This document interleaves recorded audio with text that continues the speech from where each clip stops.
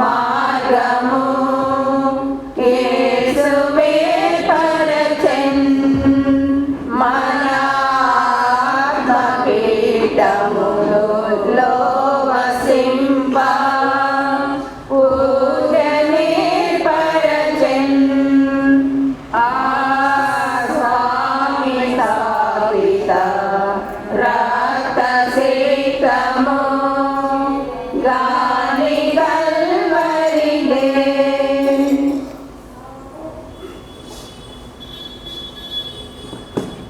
ప్రభువా వారికి నిత్య విశ్రాంతిని దయచేయము, నిత్య ప్రకాశము వారిపై ప్రకాశించునుగాక. పితా పుత్ర పవిత్రాత్మ నామమునా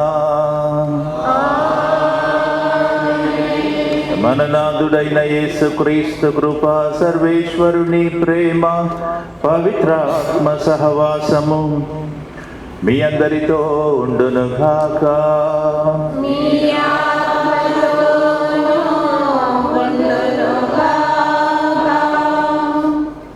మరణించిన మన ఆత్మీయుడు రవికి అంతిమ వీడ్కోలు ఇవ్వటానికి మనము భగవంతుని సమక్షంలో సమావేశమయ్యాం.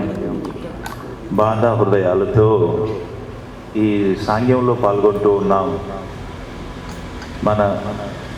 ఇతనికి నిత్య విశ్రాంతిని దయచేయమని మనం ప్రార్థన చేయాలి. అంతే మనం ఈ సమయంలో మనం చేయగలిగింది. భగవంతుని సమక్షంలో అతనికి ప్రవేశం కలిగింపబడాలని మనమంతా ప్రార్థన చేద్దాం. అదేవిధంగా కుటుంబ సభ్యుల కోసం, తల్లిదండ్రులు,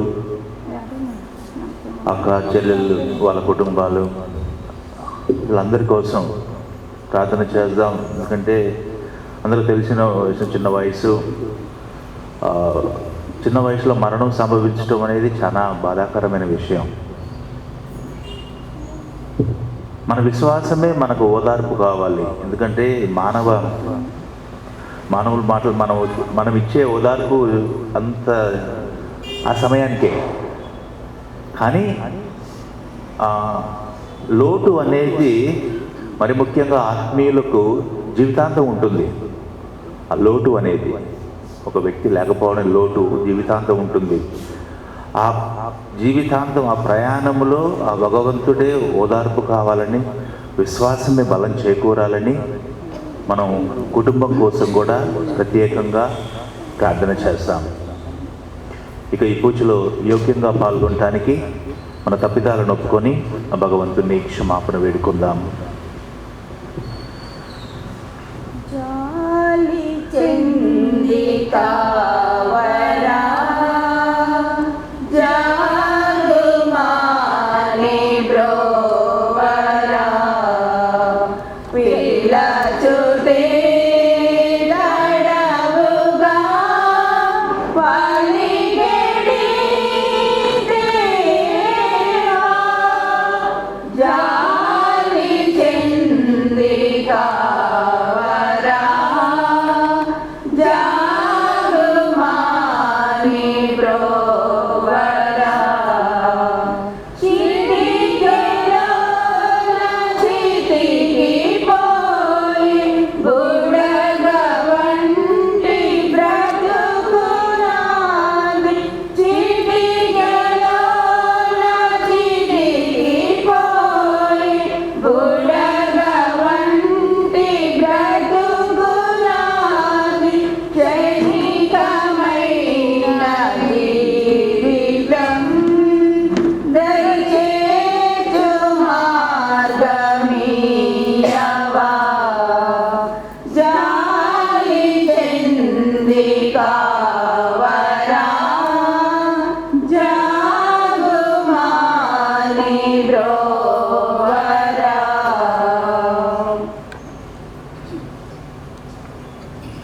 సర్వశక్తి గల సర్వేశ్వరుడు మనకు దయ చూపి మన పాపములు మన్నించి మనల నిత్య జీవమునకు చేర్చుదురుగాక. ప్రభువా దయచూపుము, క్రీస్తువా దయచూపుము, ప్రభువా దయచూపుము. ప్రార్థించుదము. సర్వశక్తి గల పితైన సర్వేశ్వర, మీ కుమారుడు మా కొరకు మరణించి మరలా జీవముతో లేచినని మా విశ్వాసము చాటుచున్నది. ఈ పరమ రహస్యము ద్వారా క్రీస్తునందు మరణించిన మీ సేవకుడైన బెల్లంకొండ రవినకు అంతిమ దినమున క్రీస్తుతో పాటు జీవముతో లేచి ఆనందించు భాగ్యమును ప్రసాదించమని మేము బ్రతిమాలుకొనుచున్నాము. మీతోనూ పవిత్రాత్మతో కలిసి యుగయుగములు జీవించుచు పాలించు మా ప్రభువును మీ కుమారుడైన క్రీస్తు ద్వారా ఈ మనవి చేయుచున్నాము. నిర్మల జీవితమే వృద్ధత్వమునకు చిహ్నము. సొలొమోను జ్ఞాన గ్రంథము 4వ అధ్యాయము పవిత్ర వచనములు 7 నుండి 15 వరకు. యవనమున చనిపోయిన పుణ్యపురుషునికి విశ్రాంతి లభించును. దీర్ఘకాలము జీవించడం వలననే గౌరవము కలుగదు. పెక్కేళ్ళు బ్రతుకుట వలననే జీవితము సార్థకము కాదు. జ్ఞానార్జనమే తల నెరియుటకు గురుతు. నిర్మల జీవితమే వృద్ధత్వమునకు చిహ్నము. ప్రభువుకు ప్రీతి కలిగించిన పుణ్య పురుషుడొకడు కలడు. ప్రభువు అతనిని ప్రేమించెను. అతడు పాపాత్ముల నడుమ వసించుచుండగా ప్రభు అతనిని పరముకు కొనిపోయెను. చెడుగు ఆ సజ్ఞనుని మనస్సును పాడు చేసేడిదే. దుష్టత్వము ఆ సత్పురుషుని హృదయమును చెరచెడిదే. కనుక ప్రభు అతనిని ముందుగానే తీసుకొని పోయెను. చెడుగు నరులను మభ్యపెట్టి వారు మంచిని గుర్తింపకుండానట్లు చేయును. వ్యామోహములు మంచివారి హృదయములను కూడా చెరచును. కానీ ఆ సజ్ఞనుడు స్వల్పకాలంలోనే సిద్ధి పొంది దీర్ఘకాలము జీవించిన వాడాయను. ప్రభువా సత్పురుషుని వలన ప్రీతి చెంది అతడిని పాప ప్రపంచము నుండి సత్వరమే కొనిపోయాను. ప్రజలకు అతని మరణమును గురించి తెలిసిన వారి విషయమును అర్థం చేసుకోలేదు.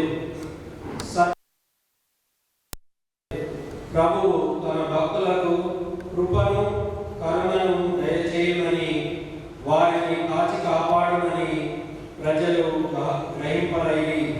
ఇది ప్రభువు వాక్కు.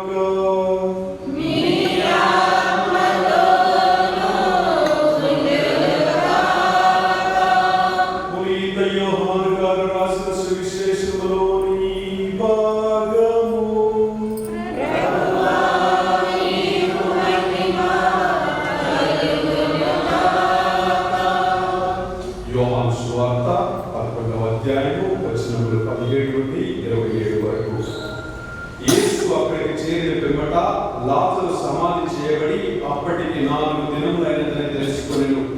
బెతానియా గ్రామము యెరూషలేమునకు ఇంచుమించు క్రోసెడు దూరమున ఉన్నది. వారి సహోదరుని గూర్చి మార్తమ్మ మరియమ్మలను ఓదార్చుటకై పలువురు యూదులు అచ్చటికి వచ్చిరి. యేసు వచ్చుచున్నాడని వినినంతనే మార్తమ్మ ఆయనకు ఎదురు వెళ్ళెను. కానీ మరియమ్మ ఇంటి అందే కూర్చుండి ఉండెను. మార్తమ్మ యేసుతో, ప్రభు, మీరు ఇచ్చట ఉండినచో నా సహోదరుడు మరణించి ఉండేది వాడు కాడు. ఇప్పుడైనను దేవుని మీరు ఏమి అడిగినను మీకు ఇచ్చును అని నాకు తెలియను అనెను. యేసు ఆమెతో, నీ సహోదరుడు మరలా లేచును అని చెప్పెను. అందుకు మార్తమ్మ, అంతిమ దినమున పునరుత్థానమునందు అతడు మరలా లేచునని నేను ఎరుగుదును అని పలికెను. అప్పుడు యేసు, నేనే పునరుత్థానమును జీవమును. నన్ను విశ్వసించువాడు మరణించునను జీవించును. జీవము ఉండగా నన్ను విశ్వసించు ప్రతివాడు ఎప్పటికీ మరణింపడు. నీవు దీనిని విశ్వసించుచున్నావా అని ప్రశ్నింపగా ఆమె, ప్రభు, అవును ప్రభు, లోకమున అవతరింపనున్న దేవుని కుమారుడవు క్రీస్తువు నీవేనని విశ్వసించుచున్నాను అని పలికెను. ఇది క్రీస్తు సువిశేషము.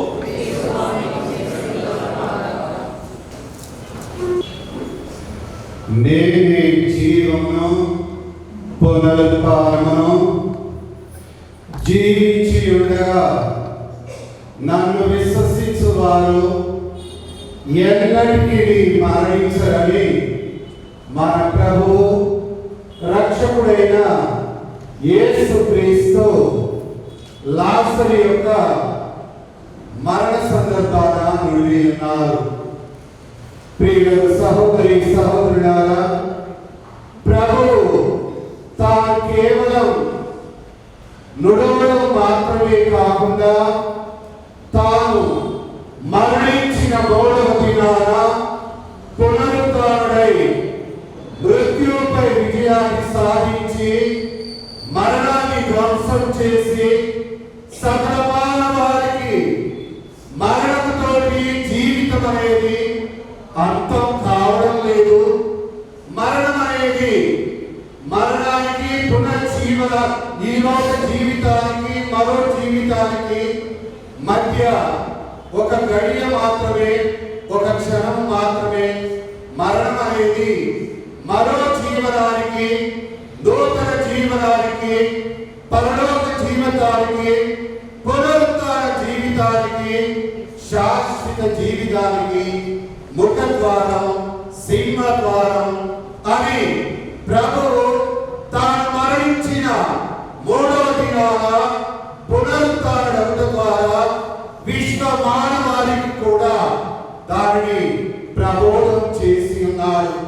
అయితే ప్రభు మరణించిన తరువాత ఆయన జీవితం అంతా అంతమైంది, ఇక ఏమీ లేదు అని తనను ఎంతో సన్నిహితంగా వెంబడించిన ఆ యొక్క అపోస్తులు గాని ప్రజలు గాని తిరిగి వెళ్ళారు. వారి వృత్తులను ప్రారంభించారు. అయితే అప్పటి వరకు కూడా ఈ మరణం అనే పెనుభూతం విశ్వ ప్రపంచాన్ని, సకల మానవాళిని కూడా దిగ్భ్రాంతికి గురి చేసింది, గడగడ వణికించింది అని మనందరం కూడా చెప్పుకోవచ్చును.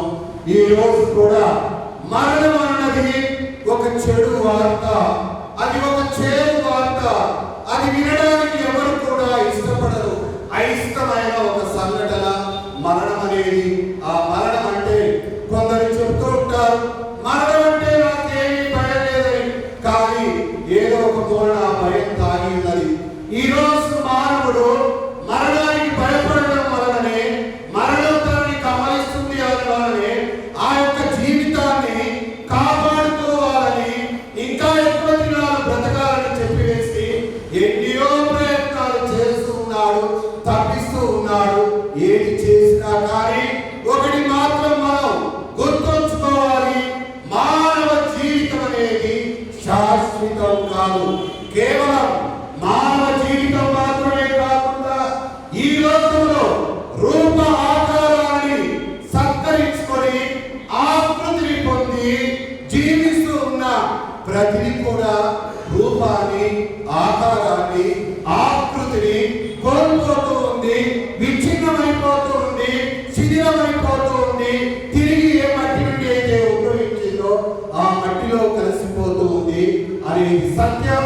ఈ సత్యాన్ని మనం, అది నిజ సత్యం, ఈ సత్యాన్ని మనం అనేక సార్లు చూసి ఉన్నాం. మన తాత, మన ఇంట్లోనే మన తాత ముత్తాతలు, నాన్నమ్మలు, అమ్మలు, కొన్ని సందర్భాల్లో తోబుట్టువులు, కొన్ని సందర్భాలు మన సంతానం మరణించడం చూస్తూ ఉన్నాం. ప్రియుల సహోదరి సహోదరుడా, మరణం ఒకటి ప్రకృతి పరమైన మరణం, రెండవది విపత్తుల వల్ల కలిగే మరణం.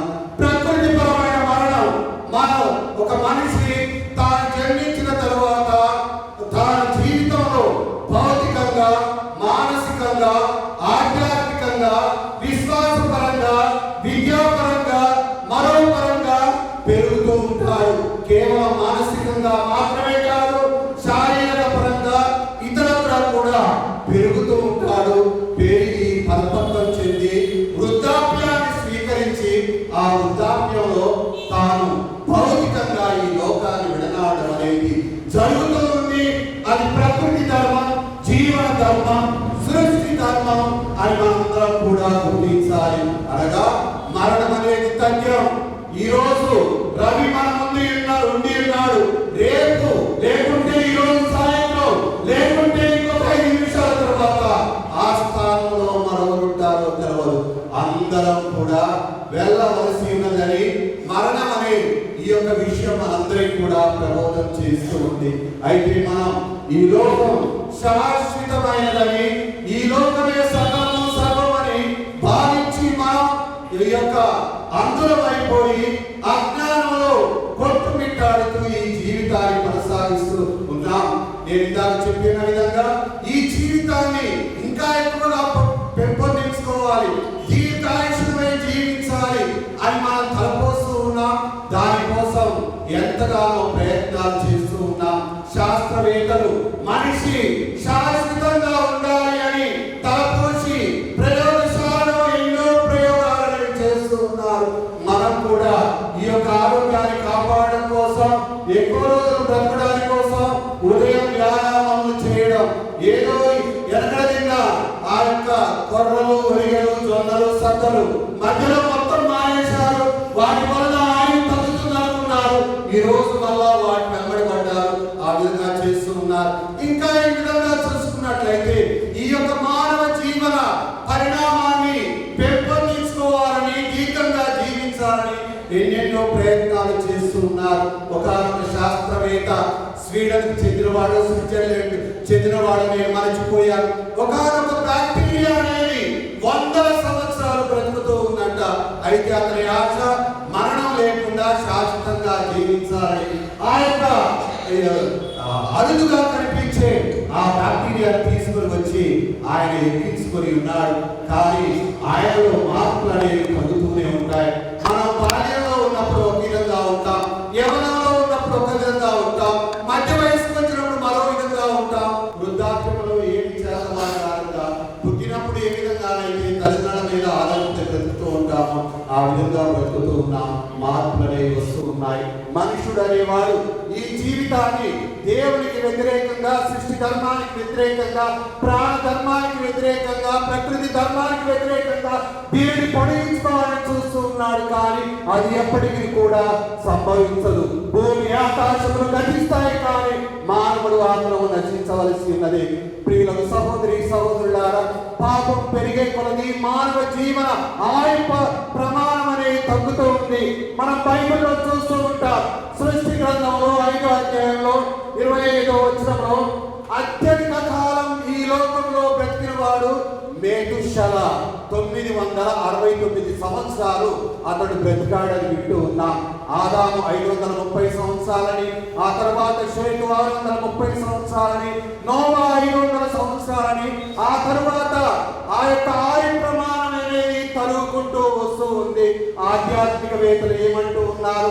గతంలో మన పెద్దవాళ్ళు దీర్ఘాయుష్ను మానవులై జీవించారు, కండపుష్టిని కలిగి జీవించారు, ఆచారబాహులుగా ఉద్భవించారు అని చెబుతూ ఉన్నారు. అది క్రమేణా చరిత్రను పరిశీలించినట్లయితే తరుగుకుంటూ వస్తూ ఉంది. ఎందువల్ల అది జరుగుతూ ఉంది అంటే పాపం పెరిగిపోయే కొలది మానవ జీవన ప్రమాణం అనేది తరుగుతూ ఉంది. మరణం అనేది ఈ లోకంలోని మన విశ్వాస ప్రకారంగా మరణం అనేది పాపం వలన మానవానికి సంప్రాప్తించిన శాపము అనే విషయాన్ని కూడా మనందరం గుర్తించాలి. మనం దాన్ని నమ్ముతూ ఉన్నాం. మన యొక్క పాపం వలననే మరణం అనేది ప్రవేశించింది. ఆ మరణం అనేది ప్రళయతాండం చేస్తూ ఉంది. ఈరోజు ప్రతి సంవత్సరం దరిదాపు 57 బిలియన్ల మంది 60 బిలియన్ల మంది ప్రజలు వివిధ కారణాల వల్ల చస్తూ ఉన్నారు. వృద్ధాప్యంలో మరణించడం అనేది ప్రకృతి ధర్మం, జీవన ధర్మం, అది సృష్టిలో ఉన్న ధర్మం. అయితే ఈరోజు అనేక మంది అనేక విధాలుగా చనిపోతూ ఉన్నారు. యాక్సిడెంట్లలో కొందరు చనిపోతూ ఉన్నారు, విషకాటకాల వల్ల కొందరు చనిపోతూ ఉన్నారు, రోగముల వల్ల కొందరు చనిపోతూ ఉన్నారు, ఆత్మహత్యలు చేసుకొని కొందరు చనిపోతూ ఉన్నారు, హత్యలు ఆరోపబడి కొందరు చనిపోతూ ఉన్నారు. ఈ విధంగా మరణం అనేది సకల మానవాళి మధ్యన నిత్యం జరుగుతున్న ఒక ప్రక్రియ అనే విషయాన్ని మనందరం కూడా గుర్తించాలి. అది మనకు కూడా రానున్నదనే విషయాన్ని గుర్తించాలి. అయితే దానిని ఏ విధంగా స్వీకరించాలి, దానికి ఏ విధంగా సిద్ధపడాలి, ఏ విధంగా సిద్ధపడితే ప్రభువు తన 3వ రోజున మరణించిన 3వ రోజున పునరుత్థానుడై సకల మానవాళి సర్వేశ్వరుని మార్గంలో నడిచినట్లయితే స్వర్గం చేరుతుందని చూపించాడు. దానిని చేరడానికి మనం ఏం చేయాలి అనే విషయాన్ని తెలుసుకోవాలి. అది మానవ ధర్మం. ఈ జీవన యాత్రలో నిరీక్షణ యాత్రకులంగా అది తెలుసుకున్నప్పుడే మనం ఒక చక్కటి జీవితాన్ని, ధర్మబద్ధమైన జీవితాన్ని, నీతిమంతమైన జీవితాన్ని, ఆత్మపూరితమైన జీవితాన్ని మనం జీవించగలుగుతామని ప్రియులకు సహోదరి సహోదరులారా గట్టిగా కృతనిశ్చయంగా చెప్పగలుగుతాం. ప్రభు అంటూ ఉన్నాడు, మీరు పెదవులతో మాత్రమే నన్ను ప్రభు ప్రభు అంటూ ఉన్నారు. మన ప్రార్థనలో చూసినట్లయితే ఆ దేవాలయాలకు వస్తూ ఉంటాం, పూజా ప్రార్థనలో పాల్గొంటూ ఉంటాం, తీర్థయాత్రలకు పోతూ ఉంటాం, అన్ని బాహ్యంగా చేస్తూ ఉన్నాం. వారు చెప్పారు ఫలానా దేవాలయానికి పోతే నీకు ఆరోగ్యం వస్తూ ఉందని, ఫలానా దేవాలయానికి పోతే నీ కొడుకు పెళ్లి అవుతుందని, ఫలానా దేవాలయానికి వెళితే నీకు ఇంకోటి సంప్రాప్తిస్తూ ఉందని. కేవలం ఆ దేవాలయాన్ని పుణ్యక్షేత్రాన్ని సందర్శించిన మాత్రమున ప్రియుల సహోదరి సహోదరులారా ఏమి పొందమనే విషయాన్ని మనందరం కూడా గుర్తించాలి. ఎప్పుడైతే నీవు ప్రభు మార్గంలో నడుస్తూ ఉంటావో, ప్రభు ప్రబోధాలకు అనుగుణంగా నడుస్తూ ఉంటావో, జీవన ధర్మాన్ని తెలుసుకొని దానికి అనుగుణంగా నీ జీవితాన్ని మలచుకొని నీవు ముందుకు వెళుతూ ఉంటావో, అట్టి మార్గంలో కూడా ప్రియులకు సహోదరి సహోదరులారా మనం చూసాం. పునీతులని, ధర్మాత్ములని, నీతిమంతులని ఏ విధంగా ప్రజలు హింసించారు, ఏ విధంగా అపహాస్యం చేయబడ్డారు, ఏ విధంగా వాళ్ళు బాధలను కష్టాలను ఎదుర్కొన్నారు. ముఖ్యంగా యోగు యొక్క జీవితాన్ని చూసినట్లయితే యోగు అంతా కోల్పోయాడు, సర్వసంఖ్యలు కోల్పోయాడు. చివరికి తన దేహాన్ని కోల్పోయేటప్పుడు కూడా ఆయన అప్పుడప్పుడు కొద్దిగా సరిగాడు కొనిగాడు, ఎందుకు తండ్రి ఏమి అన్నాడు కానీ దేవుని అనే విశ్వాసాన్ని ఏనాడు మరవలేదు. నువ్వు ఉన్నావయ్యా, నువ్వు ఉన్నావు, నన్ను పరిపూర్ణంగా నాశనం కానివ్వాలి అంటూ ఉన్నాడు. తన చివరి రోజుల్లో కూడా దేవుడు తిరిగి తనకి కోల్పోయిన దాని అంతటిని కూడా ప్రసాదించే ముందు ఆయన ఇదిగో నాయన, నేను ఈ లోకానికి ఈ దేహానికి మర్చిపోదు, నేను వెళ్ళిపోతూ ఉన్నాను, నేను ఈ లోకంలోనికి ఒంటరిగా వచ్చాను, తిరిగి ఒంటరిగా వెళ్తాను. ఏ మానవుడు కూడా కట్టుకున్న భార్యను కానీ, లేకుంటే కట్టుకున్న భర్తను కానీ, కన్న బిడ్డలను కానీ, కొనుక్కున్న ఆస్తులను కానీ, ఎంతో ఆశతో నిర్మించుకున్న బిల్డింగ్లు కానీ ఏవి కూడా వెంట రావు. కానీ నాకు ఒక విశ్వాసం ఏంటి ఉన్నది. ఏంటి ఆ విశ్వాసం? అది నేను మరణించిన తరువాత నా దేవుని, సజీవ దేవుని నేను దర్శించగలుగుతూ ఉన్నాను అని ఉన్నాడు. ప్రియులకు సహోదరి సహోదరులారా మనం కూడా ఆ సజీవ దేవుని యొక్క సాన్నిధ్యం చేరాలని తప్పించాలి, నిరంతరం ప్రయత్నించాలి, కృషి చేయాలి. ఆ దాన్ని చేయడానికి ఏ మార్గంలో నడవాలి, ఏ విధంగా నడవాలి అనే విషయాన్ని దేవుడు మానవుడై ఈ లోకంలో జన్మించి క్రీస్తు మనిషి ఈ లోకంలో ఏ విధంగా జీవించాలనే విషయాన్ని మనందరికి ప్రబోధన చేసి ఉన్నాడు. ప్రియులకు సహోదరి సహోదరులారా, యేసే మార్గం, యేసే సత్యం, యేసే జీవం, యేసుని అనుకరించిన వారు, యేసుని యేసు యేసు యేసు యేసు వందనం యేసు అని పెదాలతో పలికిన ప్రయోజనం లేదు. హృదయాన్ని, మనస్సుని, చిత్తశుద్ధిని అందులో ఉంచి ప్రార్థించినప్పుడే ప్రియులకు సహోదరి సహోదరులారా అది దైవ సాన్నిధ్యం చేరుతుందని మనందరం కూడా గుర్తించాలి. మనం ఈ మరణం అనేది మనల్ని ఎప్పుడు కబలిస్తూ ఉందో తెలియదు, ఏ సమయంలో వస్తూ ఉందో తెలియదు. సంవత్సరం పైకి వస్తుందా, 2 సంవత్సరాలకు వస్తుందా, 5 సంవత్సరాలకు వస్తుందా? గతంలో ముసలివారైన వాళ్ళే చనిపోతుండే వాళ్ళు ఎక్కువగా నేను చిన్నతనంలో చూసేవాడిని. కానీ ఈరోజు ఆ మరణం ప్రభు చెప్పిన విధంగా ఎప్పుడు వస్తుందో, ఏ విధంగా వస్తుందో, ఎవరిని కబలిస్తూ ఉందో, ఏ సమయంలో కబలిస్తూ ఉందో, ఏ విధంగా కబలిస్తుందో కూడా తెలియకుండా పోతుంది. గర్భస్థ శిశువులు చనిపోతూ ఉన్నారు, పుట్టగానే చనిపోతూ ఉన్నారు, బాల్యంలో చనిపోతూ ఉన్నారు, యువతరంలో చనిపోతూ ఉన్నారు, మధ్య వయసులో చనిపోతూ ఉన్నారు, ముసలివారై కూడా చనిపోతూ ఉన్నారు. స్త్రీలకు సహోదరి సహోదరుడా, కాబట్టి ఎల్లప్పుడూ కూడా మనం ఈ జీవితం అనేది తాత్కాలికమైనది అనే విషయాన్ని గుర్తించాలి. మరణం అనగా మన దేహంలోని సర్వావయములు కూడా చలనరహితమై స్తంభించిపోవడాన్ని ఇక ఏమాత్రం చూడడం లేదు, వినడం లేదు, కనడం లేదు, ఆలోచించడం లేదు, మాట్లాడడం లేదు, చేతులు ఊపిరి లేదు, నడక లేదు, మరొకటి లేని స్థితిని మనం భౌతికంగా మరణం అని చెప్పుకొనవచ్చును. మరణము అంటే ఇది అని నిర్వచనం, సరి అయిన నిర్వచనం ఈ రోజు వరకు కూడా దొరకలేదు, ఈ రోజు వరకు ఇంకా కూడా ఇవ్వలేరు. ఎందుకంటే ప్రియులకు సహోదరి సహోదరులారా, ఒక తలనొప్పి లేచిన వ్యక్తి తలనొప్పి ఏ విధంగా ఉంటుంది, తలనొప్పి ఏ విధంగా ఉంటుంది అనే విషయాన్ని నిర్వచించగలుగుతాడు. మైగ్రేన్ నొప్పున్నవాడు దాన్ని నిర్వచించగలుగుతాడు, మోకాలు నొప్పి ఉన్నవాడు దాన్ని నిర్వహించారు, ఆర్థరైటిస్ పెయిన్ ఉన్న వాళ్ళు అదే విధంగా ఉంటుందని వాళ్ళు అనుభవించారు, చవి చూశారు. కానీ మరణం విషయంలో ఆ విధంగా జరగదు. దాన్ని అనుభవించి దాని తర్వాత ఇది అవడమే కానీ మరణించిన వారు తిరిగి లేవడం అనేది ఉండదు. ఆ విధంగా ప్రపంచ చరిత్రలో యేసుక్రీస్తు తప్ప యేసు కూడా మరణం ఈ విధంగా ఉంటుంది అనలేదు. కానీ పరోక్షంగా మరణంతోటి జీవితం అంతం కావడం లేదు. కాబట్టి ఈ లోకం, ఈ జీవితం, ఈ దేహ వాంఛలు, లౌకిక వాంఛలు శాశ్వతమైన భావించి ఊహా ప్రపంచంలో జీవించకండి నా సహోదరి సహోదరుడా. ఆ ప్రభు తన యొక్క మరణం తర్వాత పొందిన పునరుత్థానం ద్వారా మనందరికీ కూడా ప్రబోధన చేశాడు. కాబట్టి ప్రియులకు సహోదరి సహోదరుల, భౌతికంగా మనం శాస్త్రపరంగా ఆలోచిస్తే దేహంలోని అవయవములన్నీ కూడా చలనరహితమై పనులన్నీ మానివేసి ప్రతిస్తంభన ఏర్పడినప్పుడు స్తంభించిపోతాయి. ఫ్రిడ్జ్లో పెట్టింది గడ్డ కట్టుకొని పోతాయి. అదేవిధంగా దేహమంతా కూడా గడ్డ కట్టుకొని పోయి ఆత్మ బయట నుండికి పోవడమే మరణం అనే విషయం.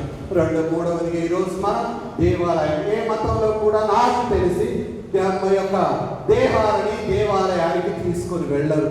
వాళ్ళ ఇళ్ళ కాడనో మరో చోట అక్కడి నుండి అక్కడికే ఆ కాసాల గడ్డ కావచ్చు, లేకుంటే సమాధి ఆవరణ కావచ్చు, మరో చాటు గాలి చోడు. కానీ మనం దేవాలయానికి తీసుకొని వచ్చాం. మృతదేహాన్ని ఎందుకు తీసుకొని వస్తూ ఉన్నాము అంటే ప్రభు పునరుత్థానమే దీనికి కారణం. ప్రియులకు సహోదరి సహోదరులారా, మరణించిన ప్రభు సమాధి చేయబడ్డాడు. సమాధి చేయబడిన ప్రభు ఆ యొక్క మరణాన్ని ధ్వంసం చేసి, మరణ శక్తులని విచ్ఛిన్నం చేసేసి, ఆ యొక్క సమాధిని ధ్వంసం చేసేసి ఆయన పునరుత్థానుడయ్యాడు, మరణాన్ని జయించాడు. ప్రభు క్రీస్తు యొక్క మరణ పునరుత్థానాలలో పాలు పంచుకున్న ప్రతి వ్యక్తి కూడా ఆ విధంగా ప్రభు వలె పునరుత్థానుడవుతాడనే విశ్వాసం మనం దేవాలయానికి వచ్చినట్లా చేసింది. మనం ఆ పార్థివ దేహాన్ని తీసుకుని వచ్చినట్లా చేసింది. అందువలన ఈరోజు మనం ప్రత్యేక విధంగా ఈ యొక్క రవి ఆత్మ కోసం ప్రార్థన చేయాలి. మరి ఒక విషయం మర్చిపోయాను. మామూలుగా మరణం అనేది వృద్ధాప్యంలో వస్తూ ఉంది. అది అంతటి బాధను కలిగించదు. కొన్ని రోజులు ఏడుస్తాము, తర్వాత సంవత్సరం అప్పుడు పూజలు పెడుతూ ఉంటాం. కానీ అకాల మరణం అనేది అది ప్రమాద మరణ కావచ్చు, వ్యాధి మరణ కావచ్చు, విషసర్పాల వల్ల కావచ్చు, మరో విపత్తుల వల్ల కావచ్చు, సంభవించినప్పుడు ఆ ఎదుర్కొనే బాధ అనేది దాన్ని ఏ విధంగా వర్ణించాలో అర్థం కావలేదు. అది వర్ణనాతీతం అని చెప్పుకోవాలి. అది ముఖ్యంగా తల్లిదండ్రుల ఎదుట తమ బిడ్డను మరణించినప్పుడు వారికి కలిగే హృదయ కోతను దేనితో కూడా వర్ణించలేని ప్రియులు సహోదరి సహోదరులారా. ఈరోజు రవి వాళ్ళ నాన్న అమ్మలు ఉన్నారు, తోబుట్టులు ఉన్నారు, తెలిసిన మనందరం ఉన్నాం. మనలో చాలా మంది కంటే చిన్నవాడు అకాల మరణానికి గురి అయ్యాడు. నేను కొన్నిసార్లు కలిశాను రవి, కానీ ఎప్పుడు కూడా సౌమ్యంగా ఉంటాడు, మృదువుగా మాట్లాడతాడు, స్నేహశీలి కాకుంటే అందరినీ తన వాళ్ళనుకుంటాడు, తన వాళ్ళని కాని వాళ్ళని కూడా తన వాళ్ళనుకుంటాడు. ఇది నా యొక్క అనుభవం, ఆ వ్యక్తితో చెప్తూ ఉన్నాను. ఆ విధంగా అందరినీ చేరదీశాడు. కొంతవరకు దాని వలన కూడా అతని జీవితానికి ఇది హాని అనేది జరిగిందనే విషయం మనందరం కూడా ఒప్పుకోవాలి. ప్రియులు సహోదరి సహోదరులారా, వ్యక్తిగతంగా చాలా మంచి వ్యక్తి, అది నా అనుభవం. మరి ఇతరుల అనుభవం ఏ విధంగా ఉందో. అయితే ముఖ్యంగా ఈరోజు వాళ్ళ నాన్నగారికి, వాళ్ళ అమ్మగారికి, వాళ్ళ అక్క చెల్లెళ్ళకి, మరియు వాళ్ళ బావలకి, మరియు కుటుంబ సభ్యులకు, బంధుమిత్రులందరికీ కూడా ఇది వారిని ఎంతగానో వేధిస్తూ ఉంది, ఎంతగానో బాధిస్తూ ఉంది. వాళ్ళు నమ్మలేకపోతూ ఉన్నారు, రవిదేహమైనా ఇక్కడ ఉంది అన్న విధంగా వాళ్ళు బాధపడుతూ ఉన్నారు. నేను ముందు చెప్పి ఉన్న విధంగా ఆ యొక్క రంప కోతకు గురి అవుతూ ఉన్నారు. దానిని వర్ణించలేదు. కాబట్టి మనందరం కూడా ఆ కుటుంబ వాసుల కోసం ప్రార్థన చేద్దాం ప్రత్యేక విధంగా. ఇంకో మనం చూస్తూ ఉంటాం ఒకనొక స్తుతి గీతంలో, మరణ పూజలో జరిగే స్థుతిలో, ఇహలోక జీవితం అంతము కాగా మరలోక జీవితం అనేది వేచి ఉన్నదని చెప్పివేసి, మనం ఇహలో మరణం కలద వార్త మాకు దుఃఖము కలిగిస్తున్నాను, మరలోకమున్నదని, మరలో జీవమున్నదని సత్యం మాకు ఊరటను కలిగిస్తున్నది. ఈరోజు మనందరం కూడా వారి కుటుంబ వాసులకి దేవుడు ఓర్పును ఉపశమనాన్ని ప్రసాదించినట్టుగా తాను లేని లోటుని ఇందాక ఫాదర్ గారు ఇంట్రడక్షన్లో చెప్పాడు. ఎవరు కూడా పూడ్చలేడు, దేవుడు మాత్రమే. ఎంత ప్రియమైన వారైనా, బిడ్డలైనా, మరొకరైనా ఆయన స్థానాన్ని భర్తీ చేయలేరు. ప్రభు ఒక్కడే భర్తీ చేయగలుగుతాడు. కాబట్టి ప్రభుని ప్రార్థించుదాం. వారందరికీ ఓర్పుని ఉపశమనాన్ని, తన లేని లోటుని భరించే శక్తిని వస్తుందని, ఓపికను వస్తుందని మనం ప్రత్యేకంగా ప్రభుని ప్రార్థిస్తూ మరి ఒకసారి రవి ఆత్మకు నిత్య విశ్రాంతిని కలగాలని కోరుకుంటూ ఈ దివ్య పూజ విధిలో పాల్గొన్నాం. పితా పుత్ర పరిశుద్ధాత్మ నామమున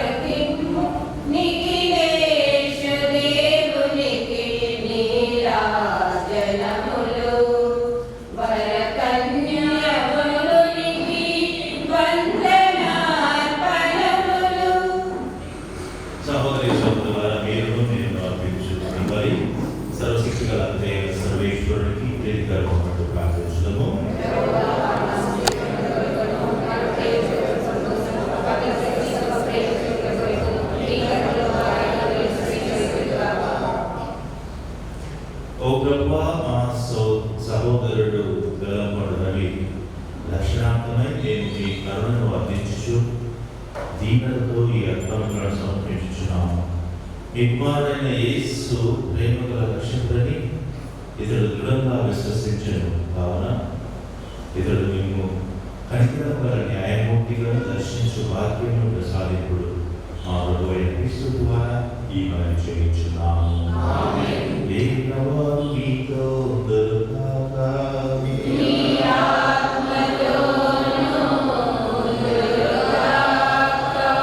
మీ మనసులను నమ్మునకు త్రిప్పండి.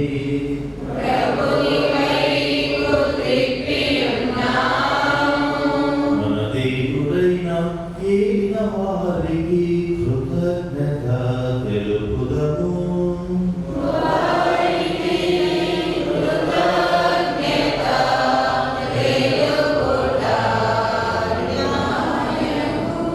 ప్రభువైన దేవా, మహాగణుడా, సర్వశక్తిగల నిత్య సర్వేశ్వర, నేను ఎల్లప్పుడూ ఎంచుకుంటున్నాను నీకు కృతజ్ఞతావందనములు మా ప్రభు అయిన క్రీస్తు ద్వారా చెల్లించిన యుక్తము, న్యాయము, ధర్మము, రక్షణదాయకము. ఎందుకనగా క్రీస్తే లోక రక్షకుడు, క్రీస్తే మానవునికి జీవము, క్రీస్తే మృతుల పునరుత్థానము. క్రీస్తు ద్వారా దూతల దళములు మీ సమక్షమున నిరతము ఆనందించుచు నీ వైభవమును ఆరాధించుచున్నవి. వారితో మా స్వరములను వేగం చేసి మేము స్తుతించుట ఎట్లనగా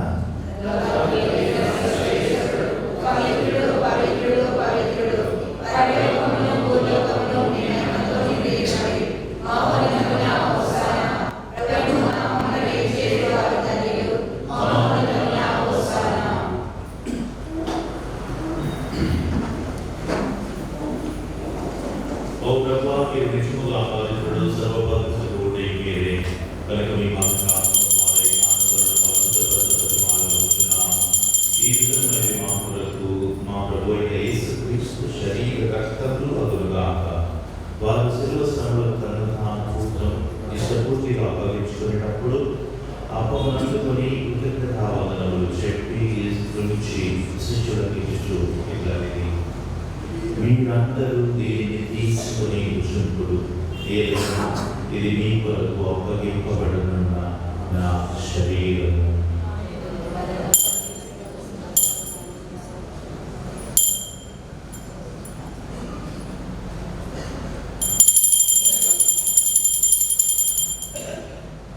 ఆ విధముగానే భోజనానంతరం పాత్రను అందుకొని మరో నీకు కృతజ్ఞతావందనములు చెప్పి శిష్యులకి చూడగలిగి, మీరందరూ దీన్ని తీసుకొని పానం చేయుడు. ఇది నూతన నిత్య నిబంధన యొక్క నా రక్తపు పాత్రము. ఇది మీ కొరకును అనేకుల కొరకును పాప పరిహారములకై దారబోయబడును. దీనిని నా జ్ఞాపకార్థం చేయుడు.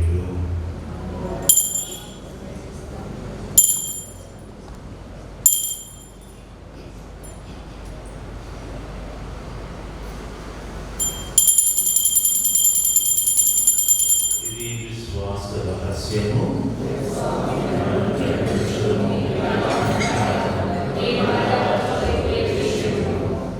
తనకు తండ్రి క్రీస్తు మరణంలో తాను స్మరించు జీవితంలో అంగమును రక్షణ ఆత్మను సమర్పించున్నాము. మీ సంపూర్ణ నిలిచి మీకు పరిచర్య చేయటము మాదిరిగా చేసినందుకు మీకు వందనములు తెలుపుచున్నాము. క్రీస్తు శరీర రక్తములకు దాని మార్గము పవిత్రాత్మ ద్వారా ఐక్యపరచమని ప్రతిమాలుకుంటున్నాము.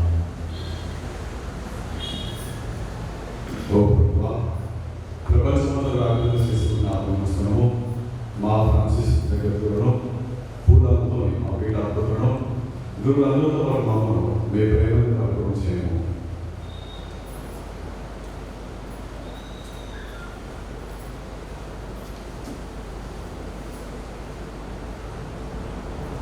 నీవు ఈ లోకమును పిలుచుకొనిన బెల్లంకొండ రవి అని సేవకుని జ్ఞాపకముంచుకొనుము. జ్ఞానస్నానం ద్వారా క్రీస్తులో భాగస్థుడైన ఇతడు అతని ఉద్ధానమందులో పాల్గొనగాక.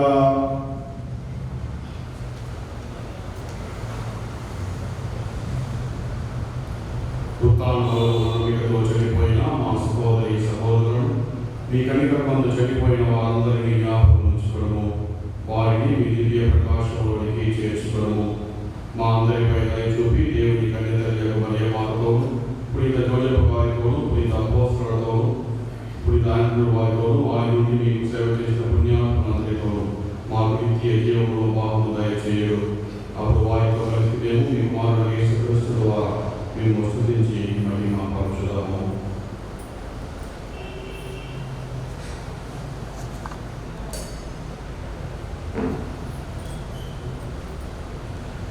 క్రీస్తు ద్వారా క్రీస్తుతో క్రీస్తునందు సర్వశక్తిగల పితైన సర్వేశ్వర పవిత్రాత్మతో ఏకమైయుండు మీకు యుగ యుగములు గౌరవ మహిమలు కలుగును గాక.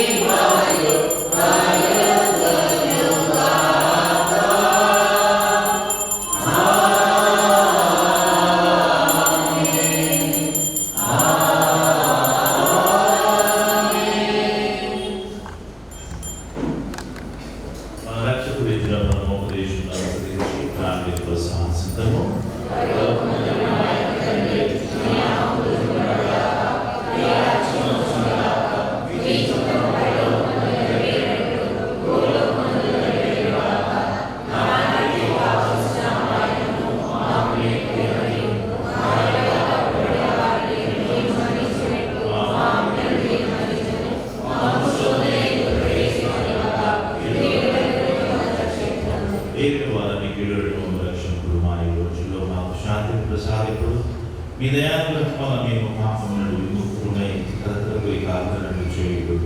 మేము మోక్షానందంలో మా రక్షకుడైన యేసుక్రీస్తు ఆగమను నిరీక్షించుచుందుము.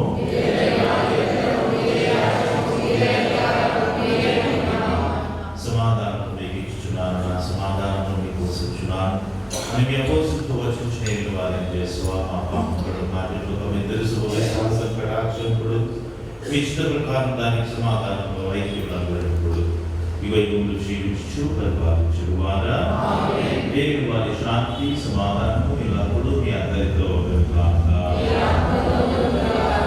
ఒకరికొకరు క్రీస్తు సమాధానం తెలుపుకోదు.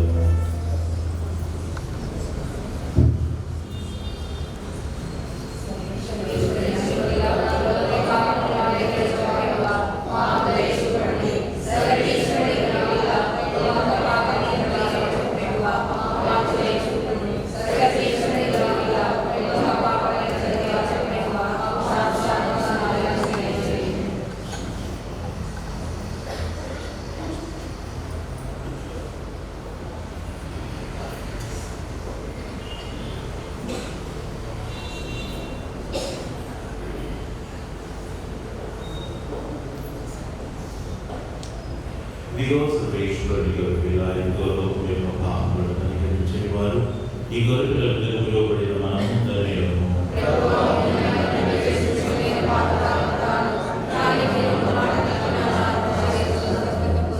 క్రీస్తు శరీరము జీవము కాపాడును.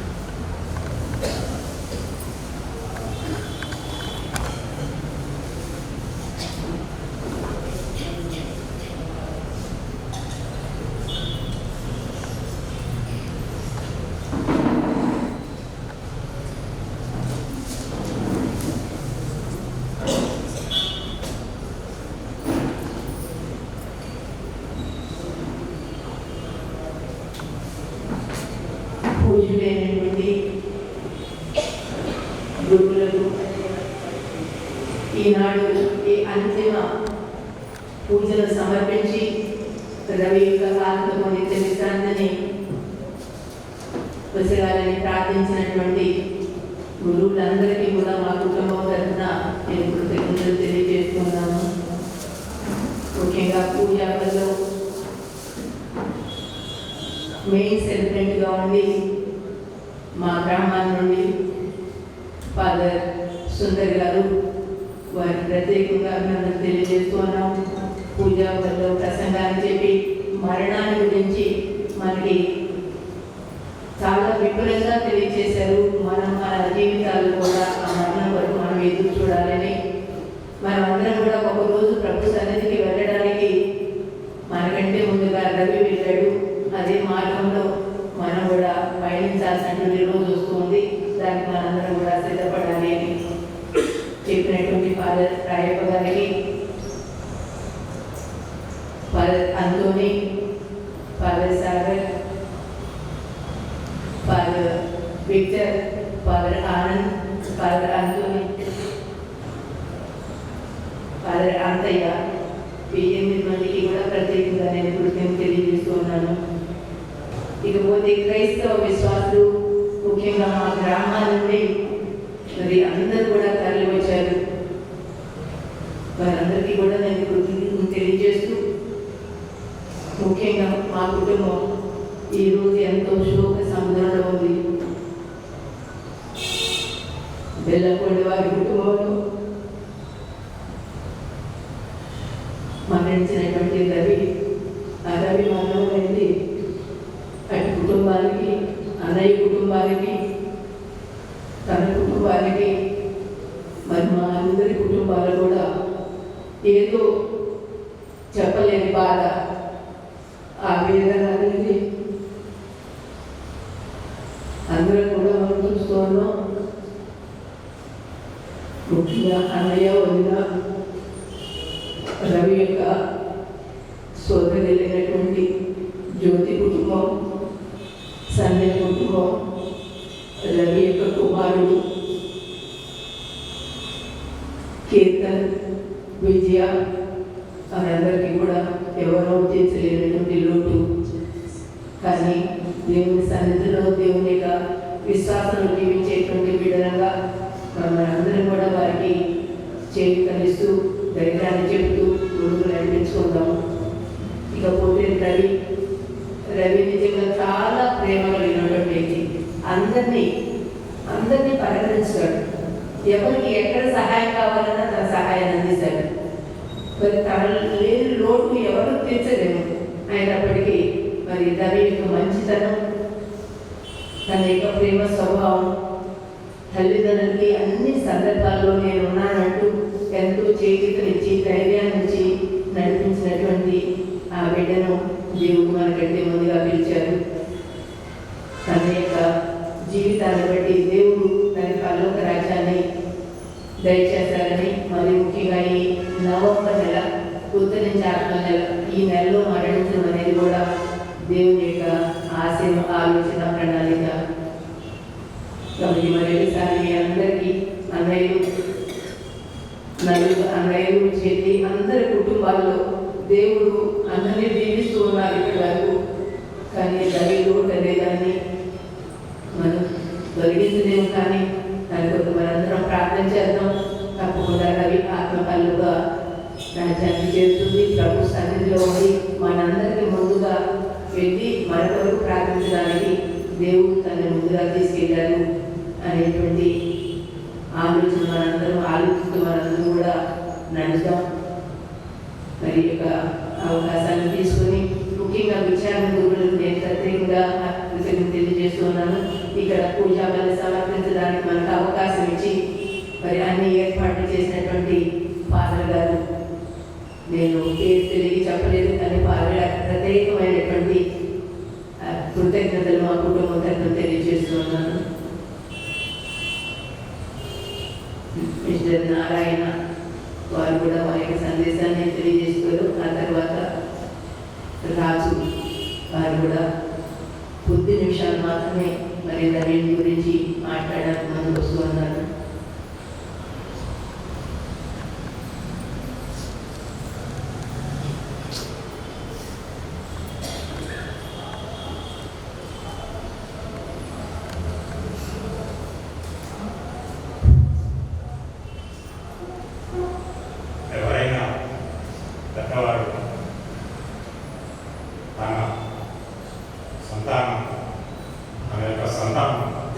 కర్మకాండం చేయాలనుకున్నాను.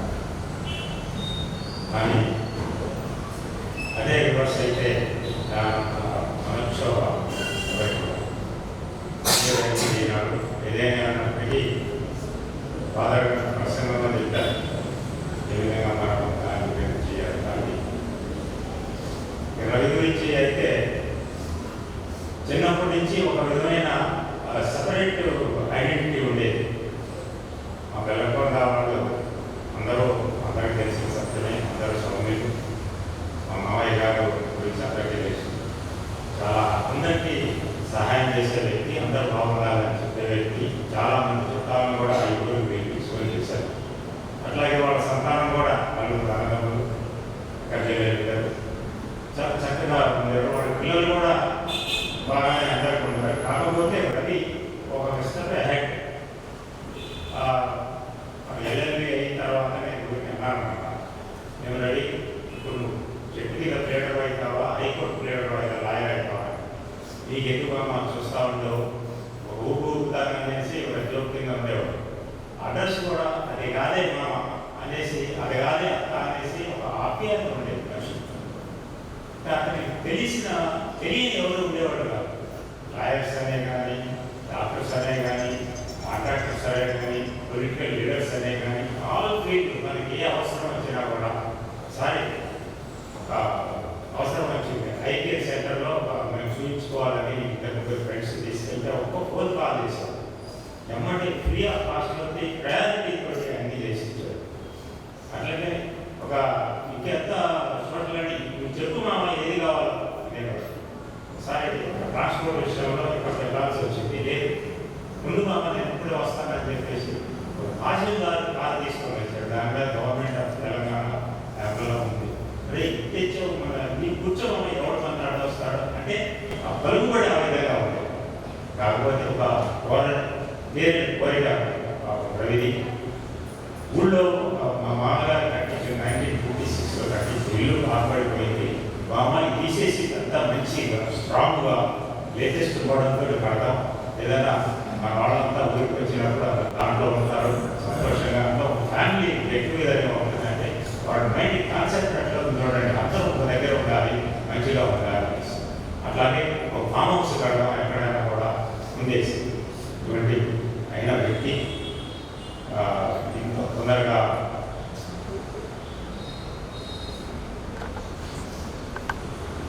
చాలా కష్టంగా ఉంది. Thank you.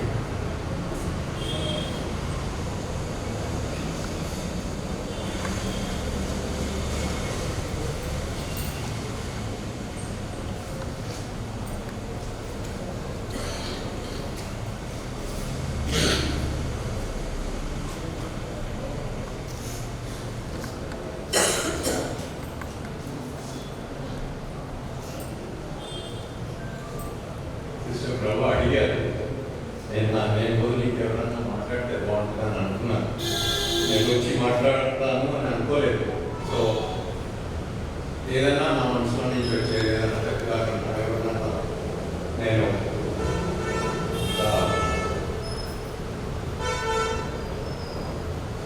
అఫెండ్ చేస్తున్నా కానీ ఈ మనీపున్నాడు ప్రసంగంలో ఫాదర్ చెప్పారు.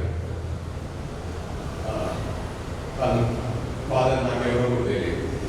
I'm sure he must be very close. అన్నమాట సిస్టర్ ప్రభా అన్నమాట, నారాయణ మామూలు కూడా అన్నాడు. నేను ఇంకా మళ్ళీ రవి గురించి చెప్పిన అవసరం లేదు.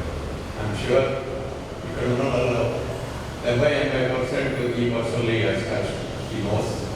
So I don't have to further tell. Each of you have your own experience. మీ అందరికీ రవి ఏంటి, రవి ప్రవర్తన ఏంటి, ఎటువంటి పర్సనాలిటీ ఈ బ్రింగ్స్ నాకు వేరే చెప్పనవసరం. కానీ తన చుట్టుపక్కల వాళ్ళకి, అంతమందికి దగ్గర దూరం వాళ్ళకి తను ఇచ్చే అటువంటి తన immediate family whoever has come to in his life, ఇటువంటి ప్రేమ ఇంకా ఇవ్వగలడు అనేది మీ అందరికీ నేను వేరేగా చెప్పనవసరం లేదు. ఇంక్లూడింగ్ 33 సంవత్సరాలే వాడు 16 సంవత్సరాలు వచ్చినప్పుడు నేను నాకు తెలిసినప్పుడు వాటితో పెళ్ళైనప్పుడు 10-15 మంది ఫ్రెండ్స్ ఉన్నారు. నేను ఏంట్రా ఈ కోతిమూగా అని అనుకోవచ్చు, కానీ రవి పిలిచిన బావా అనే పదంలో అదే 10-15 మంది నేను ఎవరో తెలియని వాళ్ళు పిలిచే విధానంలో ఈ వాటికి దాంట్లో చాలామంది ఇక్కడ ఉన్నారు, కొంతమంది లేకపోవచ్చు. ప్రతిసారి వారి భావాన్ని నన్ను పలకరించినప్పుడు ఆ రెస్పెక్ట్ అనేది దాంట్లో కల్పిస్తుంది. సో అటువంటి వాడు రవి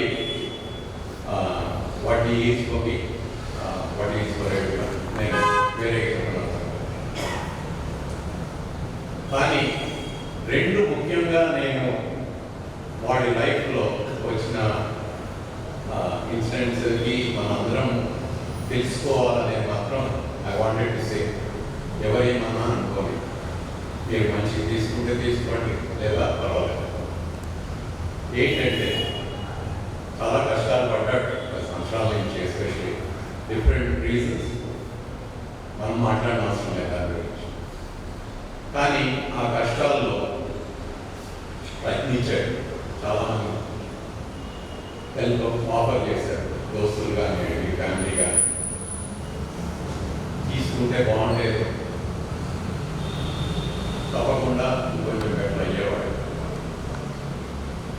సో వన్ థింగ్ అది మనం నేర్చుకోవాల్సింది, మన చుట్టుపక్కల మనం కావాలనుకున్న వాళ్ళు మనకి అటువంటి సహకారం అడ్వైజ్ ఇచ్చినప్పుడు 2 స్టెప్స్ వెనక్కి తీసుకొని ఎందుకు చెప్తున్నారు ఏంటి అనే ఆలోచన కనుక చేయగలిగితే మనం we can definitely be better person.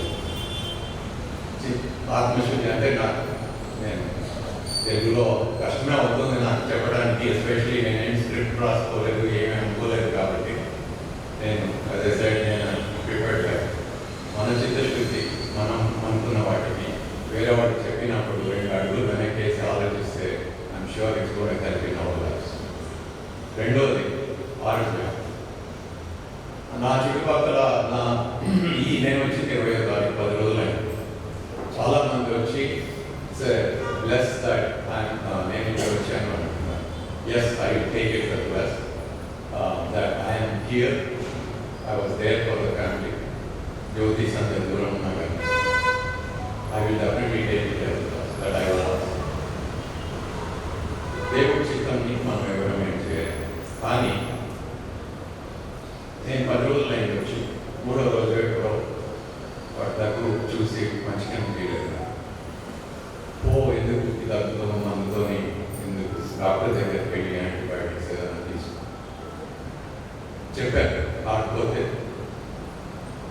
Force చేయలేదు, ఎందుకంటే వాటి again take as advice. So ఆరోగ్యకరంగా whether that would have helped if 2 రోజుల ముందే వెళ్తే హెల్ప్ అవుతుందా లేదా ఏంటి అనేది దేవుడి చిత్తం. డాక్టర్లు హెల్ప్ చేస్తారు, మెడిసిన్స్ హెల్ప్ చేస్తాయి, బట్ దేవుడి చిత్తాన్ని ఎవరు మనం పాలలేదు. కానీ మనకు బాగాలేనప్పుడు మనం నిమిత్త మాత్రం మనకన్నా చాలా చదువుకోవాలి, చాలా మెడిసిన్స్ హెల్ప్ తీసుకోవడంలో తప్పులేదు, అదొకటి నేర్చుకోవాల్సి. సో ఆ 2 తప్పకుండా I wanted to say. Sister ప్రభా అడిగినప్పుడు నేను అనుకున్నాను నేనేందులే అని చెప్పాను, బట్ నేను ఈ 2 చెప్పాలని సిస్టర్ ప్రభా తెలిసిన పిలవకపోయినా నేను చెప్పాలనుకున్నాను. ఇంకొకటి వాడి పాపం మనసులో ఎనలేని కోరికగా మిగిలిపోయింది, వాడి కొడుకు. ఈ ప్రేమ అనేది ఇంతమందిని వాడు మనందరితోని పంచుకోవాలనుకున్నప్పుడు వాడి ఓన్ సొంత కొడుకు దగ్గర కావాలనుకున్నాడు, రాలేకపోయాడు. కారణాలు ఏదన్నా కానీ తప్పు అనేది నేను పడ్డాను, ఎందుకు చేశారు ఏంటి అనేది కూడా మనం మాట్లాడుకోవడం. కానీ వాడికి అది మాత్రం తప్పకుండా చెప్పగలరు. ఆ కోరిక కూడా ఎప్పుడు మనసులో వాడు చాలా శోభపడ్డాడని మాత్రం చెప్తారు. ఆ శోభ చాలా విధాలు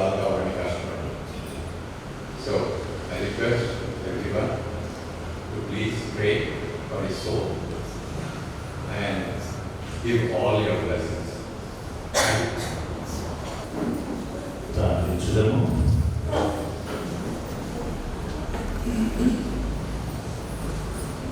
మా ప్రభువైన సర్వేశ్వర, మీ కుమారుడు తన శరీరమునే ఆహారంగా ప్రసాదించు దివ్య సంస్కారమందు ఇహలోక యాత్రకు కావలసిన ఆహారం మా కొరకు సిద్ధపరచను. ఆ ఆహారంతో శక్తిని పొంది జీవించి ఆ తర్వాత మరణించిన మా సోదరుడు వెలకొండ రవికి నిత్య జీవాహారపు బలవద్ద క్రీస్తు విందులో భాగస్థుడన్నట్టు ప్రకటించండి. మా ప్రభువైన క్రీస్తు ద్వారా ఈ మాట చేస్తున్నాము. దేవా మీతో ఉండుగాక.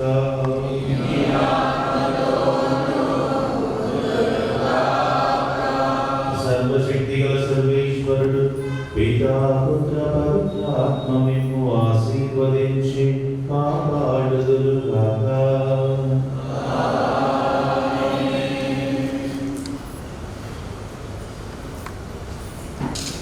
క్రీస్తునందు సంపూర్ణ విశ్వాసము ప్రకటించు ఈ మన సోదరుడు వెల్లకొండ రవి మృతదేహమును భక్తిపూర్వకంగా భూస్థాపితం చేయుచున్నాము. సకల జీవరాశికి ప్రాణదానం చేసిన దేవుని దృఢ నమ్మికతో ప్రార్థించుదము. ఆయన పరమాత్మ ఈ మృత శరీరమును పరిపూర్ణముగా పునీతులతో సత్సాంగత్యమును అనుభవింప పునరుత్థానము గావించునుగాక.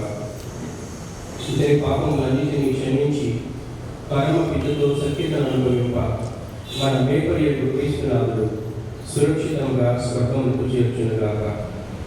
సకల పునీతుల సమేతముగా పరలోకరాజు సమక్షమున ఈయన శాశ్వత సంతోషం పొందుగాక. దైవ పునీతులారా ఈయనకు సహాయముగా రండు, దైవదూతలారా ఈయనకు ఎదురురాడు. ఇతని ఆత్మను చేకొని మహోన్నత సర్వేశ్వరుడికి అర్పింపుము. నిన్ను పిలిచిన క్రీస్తు తన చెంతనుచునుగాక.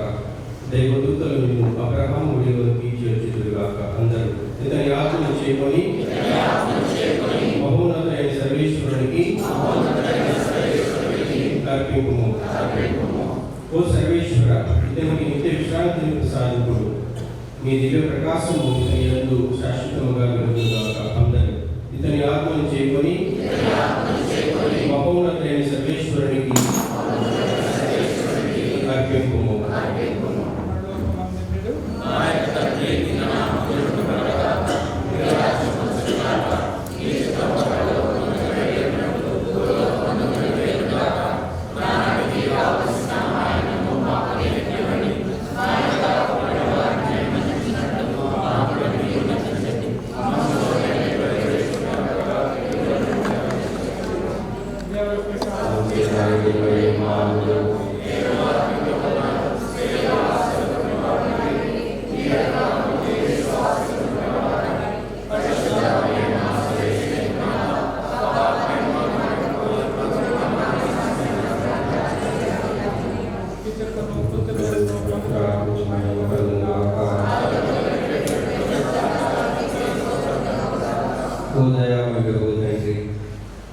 ఈ మా సహోదరుడు వెల్లకొండ రవి ఆత్మను మీకు అప్పగించుతున్నాను.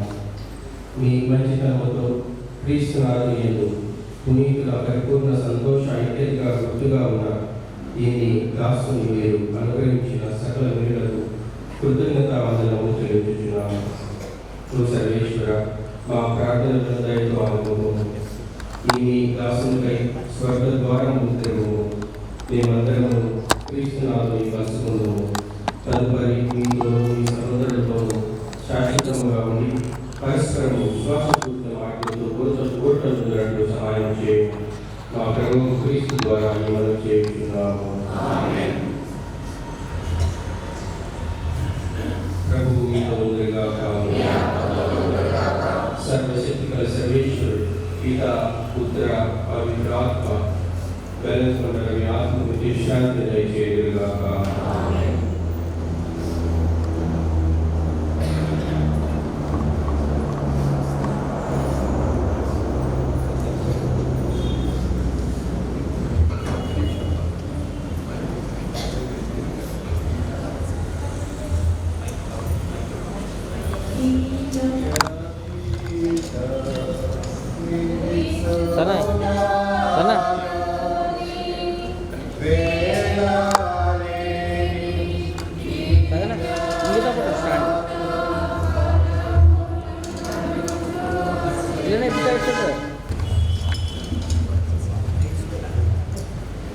లోకంలో జీవించుట ఒకేసారి, జీవించిన ఉదక జీవితం జీవించాలి. నడులో వర్గం సార్ డిస్టర్బ్ లోకంలో జీవించుట ఒకేసారి, జీవించిన ఉదక జీవితం జీవించాలి. అల్లరి కలిసిపోవునది మట్టిలోనికి, అల్లరి కలిసిపోవునది మట్టిలోనికి. ఈ ఉన్నతకాలం సుగత పూలవుతాయి, ఈ ఉన్నతకాలం సుగత పూలవుతాయి. ఓ నరుడా, మానవుడా, ఓ నరుడా,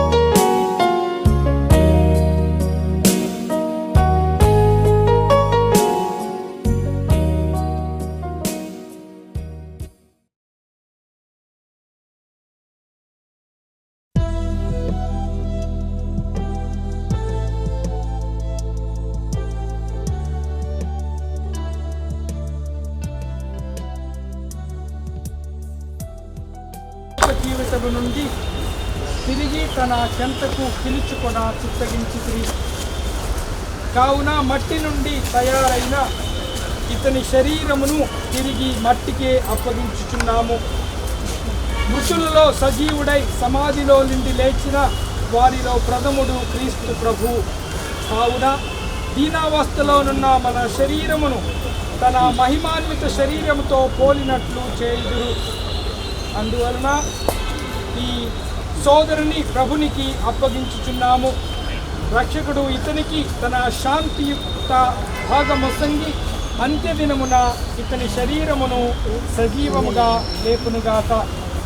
సహోదరి సహోదరులారా, నేనే పునరుత్థానమును జీవమును. నన్ను విశ్వసించి నమ్ముకున్న ప్రతి వ్యక్తి మరణించినను మరణమును చవిచూడడు అని పలికిన మన నాథుడైన యేసుక్రీస్తును మన సోదరుడైన బెల్లంకొండ రవి నిమిత్తము వేడుకొందము.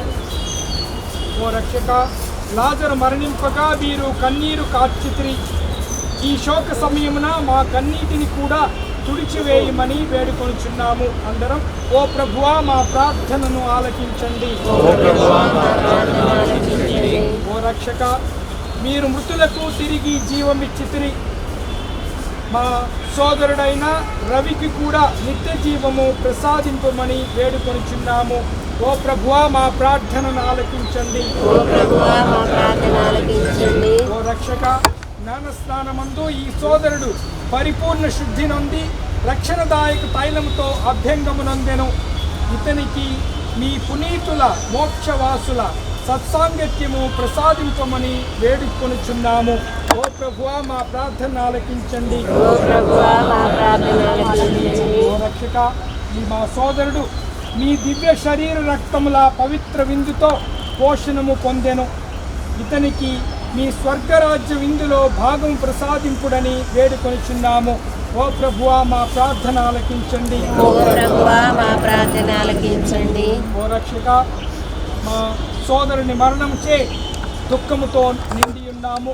ముఖ్యంగా వారి తల్లిదండ్రులు, తోబుట్టువులు, కుటుంబ సభ్యులను ప్రత్యేక విధంగా దీవించి వారికి సమయంలో కావలసిన విశ్వాసమును మరియు ఊరటను దయచేయమని ప్రార్థిస్తూ, విశ్వాసం వలన ఊరట నొంది నిత్య జీవం నందు నమ్మికను పెంపొందించుమని వేడుకొనిచున్నాము. ఓ ప్రభువా మా ప్రార్థన ఆలకించండి.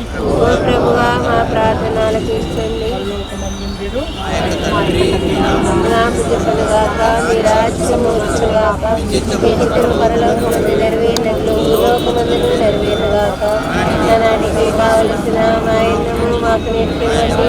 మా ఇవ్వబడిన వారిని మేము మన్నించినట్టు మా అప్పులను మీరు మన్నించండి. మమ్మ సోదర ఎందు ప్రవేశించిన కీడుల నుండి మమ్మ రక్షించండి. వారితో ఉన్నారు కీడులు ఆశీర్వదించిన వారు మీరే. మీ గర్భఫలము చేసి ఆశీర్వదించిన వారికి మరియు మా సర్వేశ్వరికి పాపమైన మా కొరకు మా వలన ప్రార్థించండి. పుత్రునకును పవిత్రాత్మకు మహిమ కలుగును గాక. ప్రార్థించుదము. ఓ సర్వేశ్వర, మరణించిన మీ సేవకుడైన బెల్లంకొండ రవికిరణ్ పై కనికరం చూపుము. ఇతను మీ చిత్తమును నెరవేర్చ ఆశ కలిగి ఉండెను. ఇతను చేసిన పాపములన్నిటినీ క్షమించి శిక్షను తొలగింపుము. ఇతను తన క్రైస్తవ విశ్వాసము ద్వారా మీ భక్తుల బృందములో ఏకమై ఉండెను. కావున ఇప్పుడు మీ ప్రేమ కరుణలచే మీ దూతల బృందగాన సాంగత్యమును అనుగ్రహింపుము. మా ప్రభువు క్రీస్తు ద్వారా ఈ మనవి చేయుచున్నాము. ఓ సర్వేశ్వర, మరణించిన రవికి నిత్య ఆత్మశాంతి ప్రసాదింపుము. మీ ప్రభు మీతో ఉందరుగాక. సర్వేశ్వరుడు పిత, పుత్ర, పవిత్రాత్మ మరణించిన మన సోదరుడైన రవికి నిత్య విశ్వాస, నిత్య జీవితాన్ని ప్రసాదిస్తూ మనందరినీ ఎల్లవేళలా కాచి కాపాడుదురుగాక.